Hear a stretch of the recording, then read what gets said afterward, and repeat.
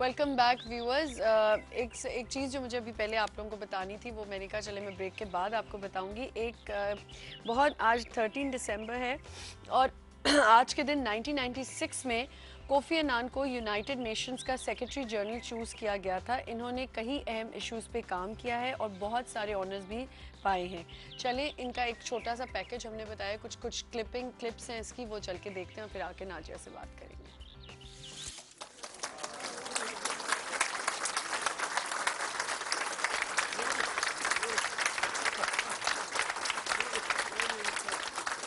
It's great to see so many colleagues and friends here who were in the trenches with me, who worked with me during those difficult periods when I had your charge. What is important is that we all did our best. We did what we could and believed in the organization. If today my picture hangs here, it is a symbol for what we all did.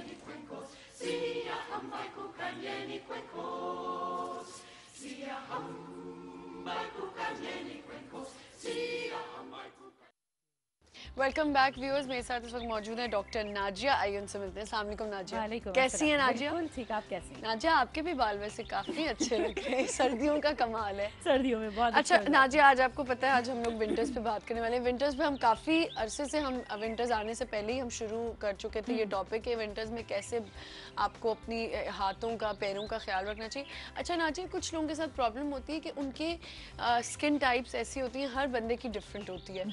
तो सर्दियों में कुछ लोगों के बाल बहुत अच्छे हो जाते हैं, जैसे मेरे बाल मैंने अभी बताया अच्छे हो जाते हैं, लेकिन मेरी स्किन बहुत ख़राब होने लग जाती है। जैसे मुझे ऐसा लगता है झाइयाँ आ रही हैं, तो ये इसके लिए क्या करना चाहिए? असल में देखिए, होता यह है कि ऐसा जब हम प्रॉपर मॉइस्चराइज नहीं करते स्किन को और हमारी आदत नहीं है, क्योंकि हम लोग कराची में यहाँ पे इतनी ह्यूमिडिटी होती है तो नहीं फील होता। अगर आप उसको मॉइस्चराइज नहीं करेंगे तो आपको इस मौसम के अंदर आपकी स्किन काफ़ी डार्क लगने लगती है, और या फिर एक्सेसिव मॉइस्चराइजेशन, जैसे कि लोग कोल्ड क्रीम पकड़ते हैं गुस्से में आके, क्योंकि वो सबसे ज़्यादा इकोनॉमिकल होती है और वो लगा लेते हैं, जिसकी वजह से उसकी चिकनाहट से अगेन आपका मुंह काला लगने लगता है। तो क्वेश्चन ये है कि आखिर किया जाए। होता यह है कि जब भी आप मुंह धोते हैं, इसको एक डेली हैबिट बना लें। वाइल जबकि गर्मी है तो दूसरा मॉइस्चराइजर, सर्दी है तो दूसरा मॉइस्चराइजर लेकर, जो आपने अपने डॉक्टर से या ब्यूटिशियन से किसी से भी डिस्कस किया हुआ है, वो आप इस्तेमाल करेंगे आफ्टर एवरी फेस वॉश। मुंह धोए, हल्का सा गीला फेस को छोड़ें और 2 से 3 कतरे इस मॉइस्चराइजर के लगा लेने से आपको काफी से ये प्रॉब्लम खत्म हो जाती है। और दिन के टाइमिंग में जैसे हम हमेशा कहते हैं सनब्लॉक्स लगाएं, उससे काफी फर्क पड़ता है, क्योंकि उसके अंदर भी मॉइस्चराइजेशन का कंटेंट। अच्छा, आप विंटर्स कैसे एंजॉय करती हैं? मेरी स्किन चूंकि बहुत ड्राई है, बहुत ज्यादा ड्राई है, तो उसमें ये होता है कि दिन में जब से 4 से 5 दफा हम मॉइस्चराइजर मैं ना लगा लूं फेस के ऊपर। वैसे मुझे बताएं, विंटर्स आपको ज्यादा अच्छे लगते हैं? विंटर ज्यादा, विंटर इज ऑलवेज प्रेफर्ड। और क्योंकि मैं जब भी यहाँ रहती हूँ तो यहाँ तो कराची में विंटर आती ही कहाँ है बेचारी, जो छोटी बहुत थोड़ी बहुत। लेकिन यहाँ की विंटर्स का प्रॉब्लम भी तो है। सर्दी हम कर रहे होते हैं, सर्दी का सबसे बड़ा नमूना आता है सबसे पहले नजला आने लगता है, खांसी प्रॉपर्ली आती ही नहीं है वो सर्दी यहाँ पे। और जो थोड़ी बहुत कोयटा से हवा आई तो वो वाली बीमार करने वाली, वो बीमार करने वाली है। बाहर आप जब मुल्कों में जाते हैं तो वो इतनी इंजॉयबल होती है। और अगर देखा जाए तो हमारी देखें, अगर आप लाहौर वगैरह में देखें, वहाँ की सर्दी आपको बीमार नहीं करती है। बिल्कुल ठंड ज्यादा होती है लेकिन आपको बीमार पर हमेशा अच्छा ये रहता है कि जब आप कहीं बाहर जाते हैं, जैसे आप लंदन गए, अभी मैं स्वीडन गई हुई थी थोड़े दिनों लास्ट ईयर, तो इतना अच्छा लगता है कि आपको फील होता है कि आपकी बॉडी के अंदर से हीट बाहर आ रही है। बिल्कुल सही कह रही हैं, जमा करते हैं अपनी बॉडी। एक कॉल इन आज हमारे साथ। अस्सलाम वालेकुम। वालेकुम अस्सलाम जी, कौन बात कर रही हैं? जी, मैं आयशा बात कर रही हूँ सऊदी अरब से। कैसी हैं आयशा? जी अल्हम्दुलिल्लाह, आप कैसी हैं? बिल्कुल ठीक ठाक। जी, डॉक्टर नाजिया से बात कर रही हूँ। हाँ जी, प्लीज कीजिए। कैसी हैं आयशा? खैरियत से आप? जी, आप कैसी हैं? बिल्कुल ठीक। तो मुझे आपसे उसका पूछना था कि मेरे स्किन पे एक्ने थी और उसके स्कार्स हैं। अच्छा जी। आई स्टिक्स और रोलर में इस तरह के, तो मैं चाह रही थी कि मैं इनको कोई ट्रीटमेंट करवाऊँ। तो मैंने उसके बारे में पढ़ा था कि लेजर ट्रीटमेंट, जो फ्रैक्शनल कार्बन डाइऑक्साइड लेजर है ना, तो मैं चाह रही थी कि कौन सा लेजर ट्रीटमेंट सबसे ज़्यादा इफेक्टिव है स्कार्स के लिए, और इनका रिकवरी टाइम और कोर्स आप बता सकते हैं? ठीक है, जरूर मैं आंसर कर रही थी। Thanks a lot for asking. Thank you for calling Ayesha, बहुत शुक्रिया। कॉलर थी जिनको जी। सब कुछ पता था।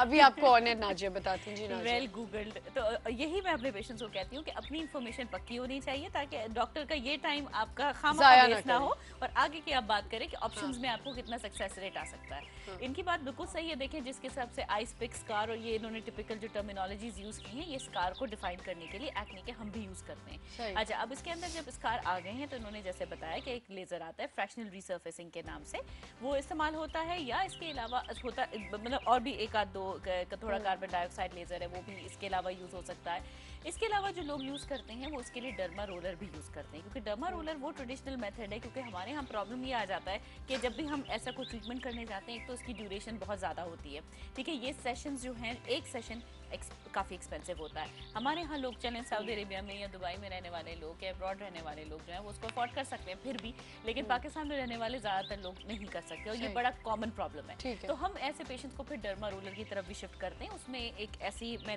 नेक्स्ट टाइम अगर आती हूँ तो इंशाल्लाह आपको दिखाती हूँ कि डर्मा रोलर होता क्या है। एक ऐसी स्टिक होती है, उसके आगे नीडल्स लगी हुई होती है डिफरेंट साइजेस की, और वो आपके फेस के ऊपर आपकी स्किन को रिजुविनेट करने के लिए फिराई जाती है। एक स्ट्रोक ऐसे, फिर एक स्ट्रोक ऐसे। तो नीडल्स आपको तो हल्का सा उससे ब्लीडिंग होती है और थोड़ा सा आपको सूजन आती है और थोड़ी थोड़ी आपकी स्किन रेड होती है। और लेकिन ये सब टेम्परेरी इफेक्ट्स हैं, क्योंकि जब तक हम डर्मिस को, एक्चुअली स्कार बनता कैसे है, अगर हम उसकी पूरी चीज को समझें तो हम इस तक आ सकते हैं। स्कार हमेशा सेकंड लेयर ऑफ स्किन को, तो अब अगर वो सऊदीया में है नाजिया और उनको प्रॉब्लम हो रही है तो वहाँ वो करवा सकते हैं। वहाँ डर्मा रोलर का ये ऑप्शन इन्होंने भी पढ़ा होगा। डेफिनेटली ट्रेडिशनल है, इट्स वेरी गुड। अगर ये जाना चाहती हैं फ्रैक्शनल लेजर, जैसे इन्होंने कहा, वो थोड़ा सा एक्सपेंसिव होता है, तो वो थोड़ा ये कि अगर वो अफोर्ड कर सकती है तो again then she can go. ठीक है, एक और कॉल है हमारे साथ। अस्सलाम वालेकुम। हेलो, अस्सलाम वालेकुम। वालेकुम अस्सलाम। जी, मेरा नाम नाइला है। जी नाइला, कैसी हैं?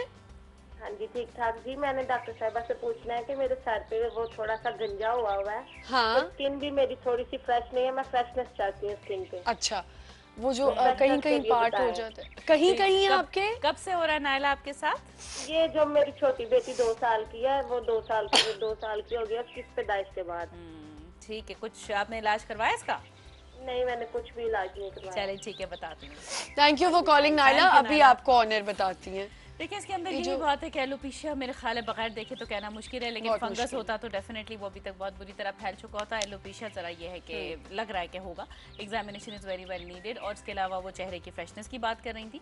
एलोपेशिया यही होता है कि इसमें एक आपके जो सर होता है उसके एक पोर्शन में से जो है वो बाल निकलना शुरू हो जाते हैं, जिसकी वजह से जो है आपके बाल काफी गायब हो जाते हैं, ऐसे चिकनी सी सरफेस। अच्छा नाजिया, ये काफी लोगों के साथ प्रॉब्लम होती है। मैंने छोटे लड़कों में, कुछ बंदों में भी देखे और लड़कियों में भी कि कहीं कहीं बाल चले जाते हैं। ये अगर एक सर पे है तो ठीक है, एलोपेशिया एरियाटा, इसकी बहुत सारी टाइप है। कई लोग एलोपेशिया टोटैलिस है, यूनिवर्सैलिस है, इसकी बहुत सारी टाइप है कि जिस्म पे ही कोई बाल नहीं होता। और स्किन वो कह रही मैं फ्रेशनेस चाहती हूँ। अब फ्रेशनेस के लिए बहुत सारे लोगों की बहुत सारी डेफिनेशन है। गोरा होना हमारे यहाँ एक यूनिवर्सल थॉट है कि जी हर एक को होना है। तो मतलब ये सारी वो चीज़ें हैं कि आपको फ्रेशनेस ज़रूर चाहिए, लेकिन मैंने ये जैसे बताया कि सुबह उठ के आपने अपने आप को हाइड्रेट रखना है। पहले आप पानी पीजिए ठीक ठाक, फ्रेश फ्रूट्स वेजिटेबल्स खाइए। हमारी खुराक में ज़्यादातर पराठे, रोटियां, चाय, ये सब चाय पापा, ये सब वो चीज़ें हैं जिसके अंदर कोई न्यूट्रिशन नहीं है। तो आप वेजिटेबल्स और फ्रूट्स की तरफ जाएं। मीट भी खाते हैं हम लोग, ठीक है, अच्छा करते हैं, लेकिन मीट के साथ वेजिटेबल का भी एक पोर्शन होना, सलाद का होना बहुत ज़रूरी है। जब आप ये चीज़ें मेंटेन करते हैं, सप्लीमेंट्स खाएं, थोड़े से कभी नट्स खा लिए, हर तरह की चीज़ खाने से नट्स बहुत इंपॉर्टेंट होते हैं। इवन डॉक्टर आयशा भी जब भी आती है वो मुझे बता रही थी उस दिन कि अगर बच्चों को आप नहीं, सुबह में वो बच्चे नहीं कोई नाश्ते वाली चीज़, ऐसे चीज़ नहीं खाने को दिल चाह रहा बच्चों का, या दूध नहीं पीने को दिल चाह रहा, हालांकि ये बिल्कुल स्टूपिड सी बात है, जरूर पिलाना चाहिए चाहे कुछ भी डेवलप हो जाती है। ओवर द ईयर बच्चे ने मना किया, माँ मान गई और वो बच्चा ऐसे ही। अच्छा नाजे, मैं समझती हूँ एक और चीज भी हो सकती है कि अगर जैसे सुबह सुबह नहीं दिल चाहता, मुझे बचपन से आदत नहीं कि मैं सुबह कुछ खा के जाऊँ, मैं आप सोचे कि मैं भूखा रहती हूँ पूरा दिन, 1-1:30 बजे जाके मैं कुछ खाती हूँ, उससे पहले मैं कुछ खा ही नहीं सकती। और जैसे एक होता है ना, टूथब्रश करने के बाद 2 घंटे तक मुझसे नहीं कुछ खाया जाता। तो इसका एक हल ये कि आप सुबह सुबह अगर दूध नहीं पी सकते तो एटलीस्ट रात को बच्चों को जिनको आदत नहीं है दूध पीने की, जैसे मुझे आदत नहीं है सुबह में कुछ पीने की, तो रात को कम से कम दूध पी के आपके सिस्टम में तो आ जाता है ना कम से कम। तो आपको कैल्शियम का इंटेक डेली दिन में लेना जरूरी है, लेकिन ब्रेकफास्ट करना और कराना इट्स वेरी इंपॉर्टेंट। तो आप समझती हो, आप क्या एडवाइस करती हो कि ये हो सकता है, जैसे डॉक्टर आयशा ने उसे मुझे बताया था कि अगर आप नहीं सुबह में कुछ खा रही, वो मेरे लिए कह रही थी, तो आप हाथ में नट्स ले लें, आते हुए नट्स खाती भी आ जाए। बिल्कुल, क्योंकि इसके अंदर देखें जितने तो फिर अब ये भी तो देखें ना, ड्राई फ्रूट कितना महंगा हो गया, नट्स खाने से पहले ही बंदा कहे कि छोड़ो, बंदा एक अंडा ही खा छोड़ो नट्स को, क्या करना है। कंट्रोल इतना दिल चाहता है काजू वगैरह खाने को, लेकिन इतने महंगे हैं काजू, हर चीज महंगी, इतने ड्राई फ्रूट महंगे कि बंदा के चुपचाप बैठो, डब रोटी अंडा ही खा लो, जैम टोस्ट खा के निकल जाओ। एक और कॉल है हमारे साथ। अस्सलाम वालेकुम। वालेकुम अस्सलाम, कौन बात करे? मैं जाकिर हुसैन बात कर कोयटा से। जी जाकिर जी, डॉक्टर साहिबा से पूछना था। हाँ हाँ पूछे, सुन रही हैं वो। जी पूछिए। डॉक्टर साहिबा, मेरी स्किन बहुत ज्यादा क्या है? ड्राई स्किन मेरा बहुत ज्यादा ड्राई है, ड्राई है, खाली पानी से भी जब धोता हूँ तो उसमें जी बिल्कुल ऐसा हो सकता है। मैं आपको बता देती हूँ जाके, ये बड़ा कॉमन प्रॉब्लम है हमारे पास, इसमें कोयटा के बहुत पेशेंट आते हैं। और कुछ है आपको? इसलिए आई अंडरस्टैंड दैट, बस ड्राइनेस ही है। एक्चुअली वहाँ का मौसम ही बहुत ज़्यादा ड्राई है, और हमारे पास मैं नेशनल मेडिकल सेंटर में जाती हूँ, बहुत कोयटा के मरीज आते हैं, तो वहाँ के वेदर का, वहाँ मुझे पता है बहुत बुरा हाल होता है, मैं कोयटा रही हूँ। इन्हीं लोगों से होता है, कैसे कि किस तरह से आप उनको देख सकते हैं। होता ये कि देखें, इनके पास एक तो सारा साल ही वेदर ड्राई, गर्मी में भी और सर्दी में भी, और इन लोगों बेचारे इतनी मुश्किल से धोते कपड़े होंगे। पहनते हैं। अच्छा, उसके अलावा नहाने के लिए डेफिनेटली सर्दी है, ठीक है, नहीं नहा रहे। अच्छा, फिर मॉइस्चराइजर की जो हम देखें भाई, बाजार में 50 किस्म की लोशंस मिलते हैं, हमें नहीं पता कि हमारी नाज़िया, इनका आंसर हम ब्रेक के बाद दे सकते हैं। बिल्कुल दे सकते हैं। अगर छोटा सा आंसर है तो नहीं, बस यही बताना। चलिए ठीक है, इसको ये आप देखते रहिएगा, क्योंकि हमारे एक छोटे से ब्रेक का वक्त हुआ है। ब्रेक के बाद आते हैं, फिर आपका आंसर देते हैं।